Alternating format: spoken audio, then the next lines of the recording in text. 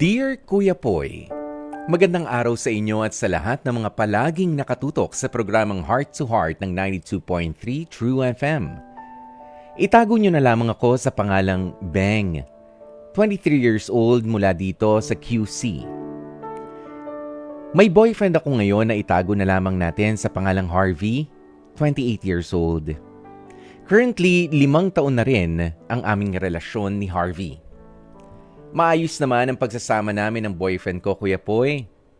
Siyempre, hindi naiiwasan ang konting tampuhan pero all in all, wala naman akong naging matinding problema sa kanya. Not until nagsimulang mag-carpool ang jowa ko. Ayon kasi kay Harvey, nakakatipid kasi siya sa paggamit ng gas sa tuwing may kasabay ito sa biyahe after work. Kumbaga, side hustle niya ang carpooling. And somehow, meron din siyang kikitain sa ganoong klase ng racket. Bilang kanyang boyfriend o bilang kanyang girlfriend, ay suportado ko naman ang desisyon niya. Wala rin naman akong nakikitang mali sa gagawin niya, kaya okay lang din naman yun, Kuya Poy. Mas makakatipid siya. Ang totoo nga niyan, sa tuwing may pasahero siya ay nagagawa niyang isend sa akin yon para maiwasan ang pag-overthink ko raw every time na may isinasakay daw siyang makakasabay na pasahero. One day, may nakita akong bagong name sa contact list ni Harvey. Eric ang pangalang nakaregister sa cellphone niya. Tinanong ko kung sino si Eric. Ang sabi niya lang sa akin ay katrabaho niya lang daw yon. Nagsabi rin kasi sa kanya ang jowa ko na gusto nitong magpa-carpool after ng duty nila sa work ni Harvey. So okay naman, wala naman dapat akong ipag-alala. Kahit papaano nabigyang linaw din sa akin kung sino nga ba itong si Eric. Kuya Poy, akala ko okay na yon. Pero nang isang beses na magpasundo ako sa kanya, pakiramdam ko, Kuya Poy, si Harvey ay para bang naging aligaga matapos kong magpasabay sa sasakyan niya. Nung una, ayaw niya pa akong isabay sa carpool niya dahil may isasakay na raw siya. Sabi ko naman wala namang problema sa akin yun na may kasama kaming iba sa biyahe namin. Pero eventually, natuloy din naman kami. Pero ilang sandali lamang ang nakalipas, ay may tawag na ng tawag sa phone ng boyfriend ko. Si Eric pala. Gusto rin kasing magpasabay, kaya ang ending, dinaanan na rin namin si Eric sa kanila. Nang makarating na kami sa pagsusunduan niyang si Eric, laking gulat ko, Kuya Poy, nang madiskubre kong ang Eric na nakasave sa phone ni Harvey ay babae pala. At ayon sa kanya, Erica raw ang pangalan niya. All this time, babae pala ang pasahero ni Harvey. Kaya nga sa buong biyahe namin ay hindi ako umiimik sa boyfriend ko hanggang sa makababa na ako. Sa totoo lang, nagngingit-ngit ako sa sama ng loob matapos kong malaman ang totoo. After nang nangyaring yon ay sunod-sunod na texts at tawag ang natanggap ko mula kay Harvey. At panay ang hingi niya ng sorry. Kaya pala ayaw akong isakay sa sasakyan ng lalaking yon kasi may isinasakay pala siyang ibang babae. Ang akala kong Eric ay Erica pala ang totoong pangalan. Sobrang tindi ng sama ng loob at tampo ko, Kuya Poy.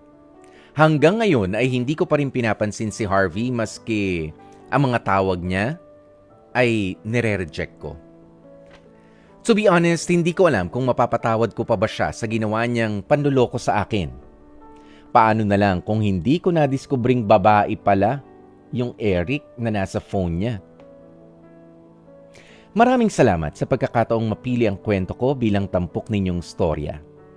Umaasa po ako na sana ay makatanggap ako ng payo mula sa inyong programa at sa iba pang nakikinig ng H2H o Heart to Heart.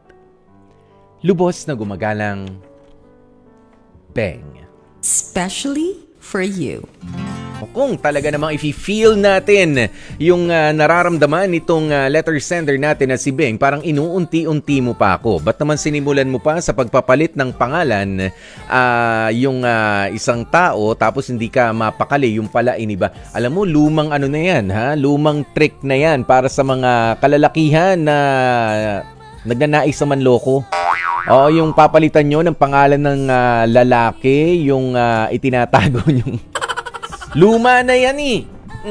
Lalo pa na kapag duda yan. 'Di ba? Sabihin nyo, tropa, pero sa mga pictures, sa mga hindi nyo na maipakita. Nasaan dyan yung tropang mong si Eric. Ayun pala, babae naman pala talaga siya.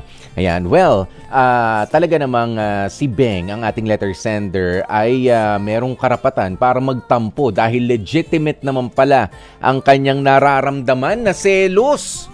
Oo. Ayan, pero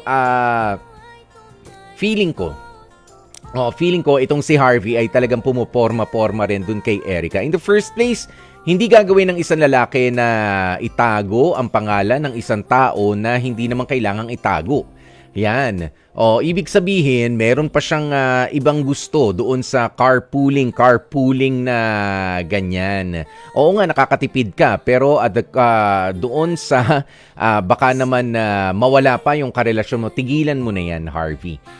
Ganun na lamang, Beng, ang isa sa magandang option na i-offer mo dito kay Harvey. Kung gusto niya talagang bumawi, tigilan mo muna yung pagtitipid mo sa gasolina, magpakaayos ka muna. Bumawi ka muna kung talagang walang something with Erica. Ganoon na lamang muna yun. Pero kung hindi niya pa rin maibibigay, hindi niya pa pwede sa ngayon na sabihin na for practical reasons, makatipid sa gas o sa diesel, ganyan, para ipagpatuloy ang carpool, muntik na muntik na masira ang inyong relationship. Well, actually, sa ngayon ay sira ng dahil dyan sa pagsisinungaling na yan ni Harvey. Pero sige, kung hindi ka pa handa na makinig sa kanya mga paliwanag, Beng, go ahead. Okay lang yan. Kapag the moment na pwede ka na makinig sa kanya, makipag-usap ka, have a sit down, tsaka mo na lang gawin yun. Okay lang rin. Hindi naman minamadali dahil hindi rin naman basta-basta yung ginawang panloloko sa ni Harvey. Meron o walang nangyayari behind your back at type niya lang yung si Erica, pero yung rason lang mismo ay napakabulok, napakapangit. Ba't mo iibahin yung pangalan at sinasabi mo na lalaki, yung pala naman na isang babae na katulad mo. At hindi siya mapakali nung isasabay ka. Ayun yun. Kaya naman, sa ngayon, ayoko na muna mag-overthink. Sabi ko nga, yung mga pangyayaring ganito, nakakainis man, pero baka blessing in disguise pa. Dahil nalalaman natin kung ano nga ba ang kalidad ng pagmamahal ng tao na nagsasabi na mahal nila tayo. Katulad nitong si Harvey. Ito yung pagkakataon mo, Beng, para i-assess kung gaano katotoo yung totoong o yung true love na sinasabi niya na para sa'yo. Okay? Ayan, sa ngayon, take it easy, relax na lamang muna.